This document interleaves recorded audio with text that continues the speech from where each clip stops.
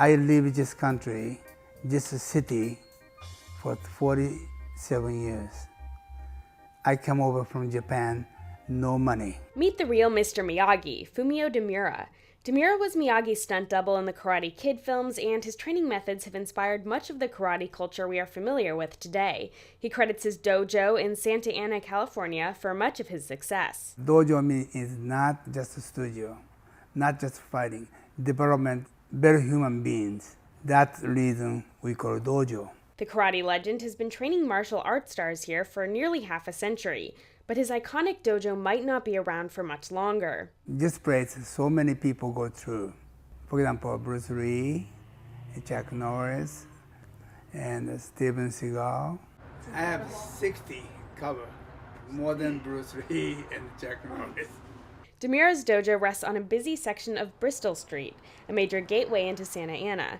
The city plans to add extra lanes to ease traffic as part of the Bristol Street Widening Project. City officials claim they need Demura's land as well as 8 other neighboring businesses for the project, and they're threatening to use eminent domain in order to acquire them.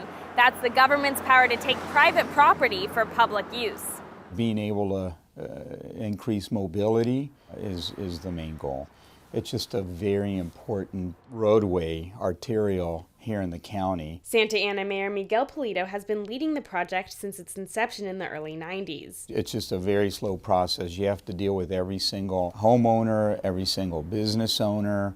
But if it's well planned and it's well done, ultimately it makes a better city. We respect and we understand the necessity of the transportation project to the city. And we want to participate in the road widening. We understand the need for that.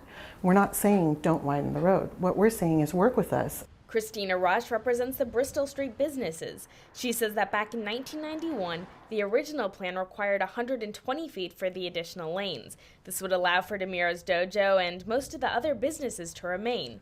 But a revised report came out in early 2013 suggesting an extra 30 feet for landscaping, which would make it impossible for the businesses to stay. What we're asking the city to do is eliminate that unnecessary 15 feet of parkway from each side of the roadway.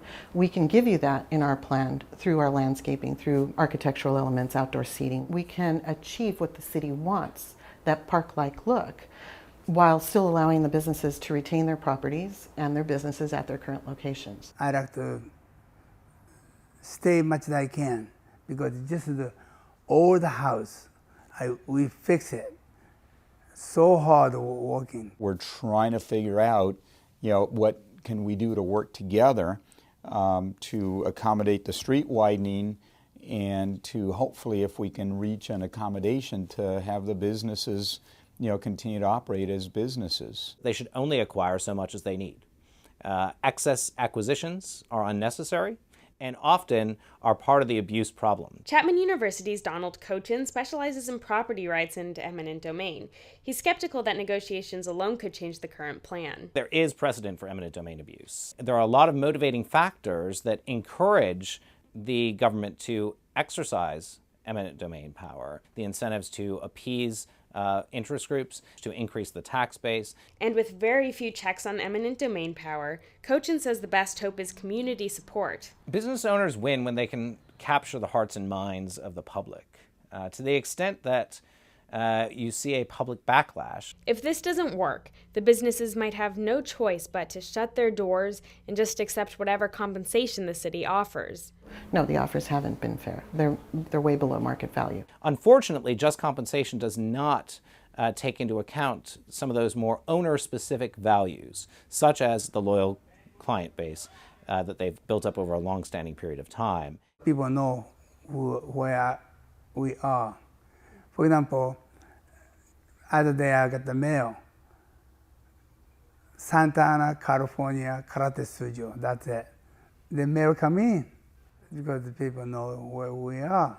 Even below market value, needlessly acquiring these properties is a substantial expense, an expense that taxpayers are on the hook for. It involves significant costs in the project itself, and the taxpayers are going to have to fund that cost. Not only will they have to pay, but the fact that these businesses have been open on Bristol Street for so long is proof that they are highly valued and will be a huge loss for the community.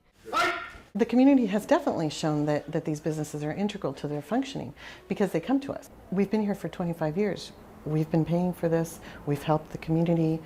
It's our right to stay here. If it does come to you having to leave, do you think you'd start over? I don't have any choice. I had to move someplace, but I'd do again.